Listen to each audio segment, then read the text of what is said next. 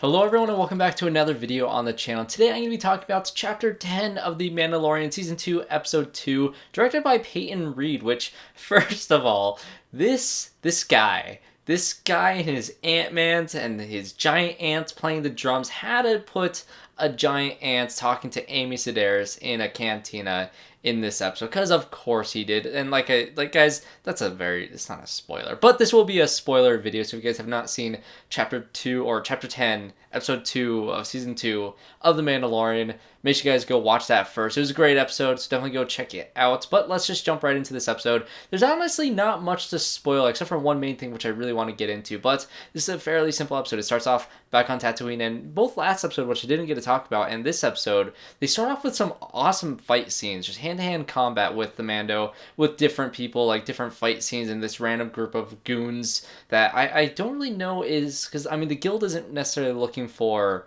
Mando anymore, and doesn't have a bounty necessarily on the child anymore. Maybe Giancarlo Esposito's character sent them, but who knows what the connection is there. Or maybe they were just trying to scavenge and raid this guy that was randomly on a speeder. But that's besides the point. It's an awesome action scene when he throws a gun, or when he pulls the gun back and hits them two in the head. It's fantastic. And Baby Yoda, which I'm going to put a montage of all the cute moments of Baby Yoda in this episode, because, I mean, come on. This little Muppet puppet thing is the most adorable thing ever.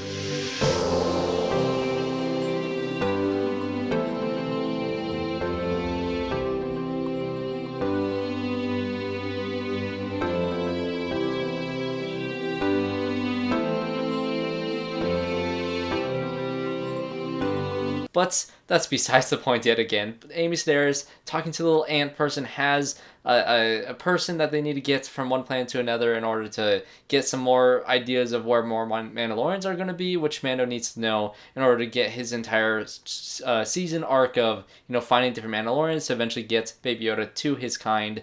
And so that's the basic premise of the season. But this episode, he has to take this frog lady to her husband to deliver eggs. It's kind of weird. And I think this is really where you can see the Dave Filoni influence in this series, because this felt like, in some ways, especially towards the beginning of the episode, like straight out of the Clone Wars. It had those weird alien creatures like, the frog lady that I thought was a little weird at first, and I got used to her later on in the episode, but it did feel like something straight out of Clone Wars, which has positives and negatives. But I do love how this really stood on its own as its own side mission type episode, and that's what I love about The Mandalorian so far, is the fact that you can take these little side quests and have to just expand lore, to go into lore. I thought they were going into this little ice cave to find like a Kyber crystal or something like that. That's what it reminded me of. But that's of course not what we get, which, give me a second, I'll get into that. But I mean, that's just kind of what this episode felt like. It's yet another side quest like the first one. Not as good as the first episode, but mainly because of the tie-ins with the greater, things of the season, like the Boba Fett armor and Boba Fett being in the last episode. There's nothing crazy like that in this episode. But this is the first thing from Star Wars that I've seen that really got so like this close to horror, and I loved it. It was straight out of Alien. I mean, you can see the Alien references of Baby Yoda wandering up to the egg. It opens up just like the egg in Mandalorian, but instead of a facehugger jumping out and, getting on William Hurt's character, no, that's not what happened. The little baby eats the facehugger, little spider creature thing, and things went downhill from there. But I mean, he was already enticed by, he's being chased by X-Wings. Dave Filoni making yet another cameo appearance in this episode, along with another actor. I think he's worked with a lot of TV. I can't pull his name right now, but you guys might recognize him. I guess he's another cameo that Jon Favreau must have gotten for the series. But you have two X-Wings chasing him down. They crash land on this icy planet, and they fall down into this cave, and that's where all this crazy alien type stuff happens. And again, it feels like a video game, which is, somebody on SEN said that it felt like a video game for the first episode. Like, oh, you have this side quest mission and you have to beat this giant final boss battle at the end. And that's exactly what this was. This giant spider creature, the mother of all these eggs that's around. It felt straight out of Alien and Aliens, and it had this great, I don't know, I really liked the way that this episode really stood on its own. And Payton Reed, I didn't know that he could do something like this, because he's usually like the comedy type person. He did Yes Man, and did of course the two Ant-Man movies, and he had to slip the ant into this episode. But I didn't quite pick him as a director who would do something that was more on the end of horror. I was convinced about halfway through this episode, because I didn't know who was the director. I was convinced that was Rick Famuyiwa again, who did 2 episodes in the first season, because there were some tie-ins to episode 6. You have that robot droid come back as a little cameo appearance. The frog lady fixes him so she can speak to Mandalorian, and different elements that were flashing kind of reminded me of episode 6, especially with the X-Wings and all that. And that's another great part of this show, is kind of expanding the world of post original trilogy. The Empire has fallen, the New Republic is kind of trying to rise into power and trying to have somewhat control over the galaxy. And this shows that Mandalorian is still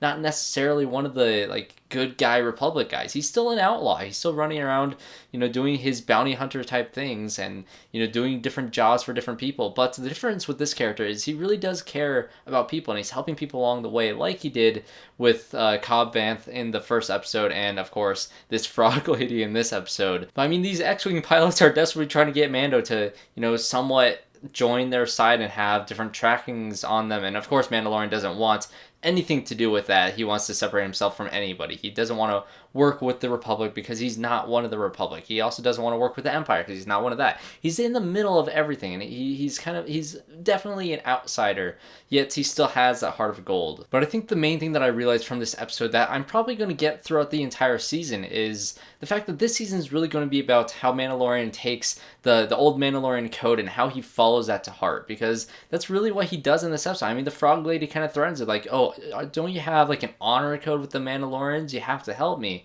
You can't just lie there and sleep and hopefully things get better by the daytime once again. You have to try to actively help. And I think that's what this season is really trying to hammer home, because he's going out and looking for all these different Mandalorians. It's going to really test his ability of being a true Mandalorian and what that means to him.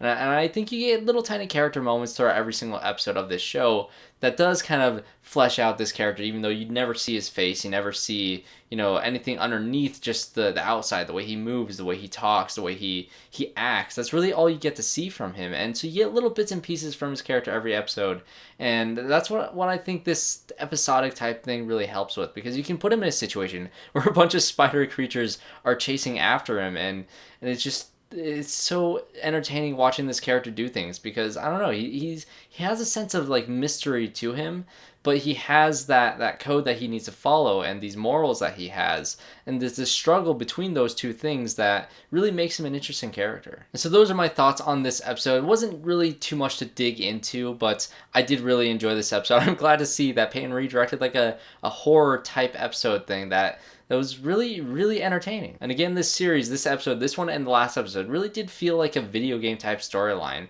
which, both of these episodes had very well. It reminded me of something straight out of Jedi Fallen Order, which I'm not sure if these spider creatures were in Fallen Order, but there are things like it in Fallen Order. So, I mean, it just kind of ties, that's another thing that this show is doing great, is tying not only the movies together and Clone Wars together and the prequels and the sequel trilogy and everything together, but it's also tying in a little video game references that I know the last episode had the pearl from the Krayt Dragon, which apparently was from one of the older video games, and this is not necessarily a callback to Jedi Fallen Order, but it had that type of vibe to it. So I don't know, I'm really enjoying this season so far. I'm really hoping that next episode we really get into some of the more mainline storylines that's going to be overarching. I was kind of disappointed that we didn't see Boba Fett, even though he started off on Tatooine. I knew he wasn't going to be there for long, but we didn't get to see any of him. So it was a little side quest episode, but it was very entertaining, very alien-like, and I very much enjoyed it. So let me know what you guys think in the comments down below. I'd love to hear all your guys' thoughts on this episode. Share this video with your friends if you guys want me to get to 500 subscribers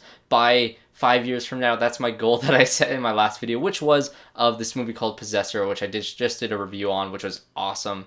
Another horror twist type movie that was really, really awesome. So go check out that video. Thanks guys for watching. Leave a like, comment down below. Go share the channel and watch all of my other videos, and I hope to see you all in my next one.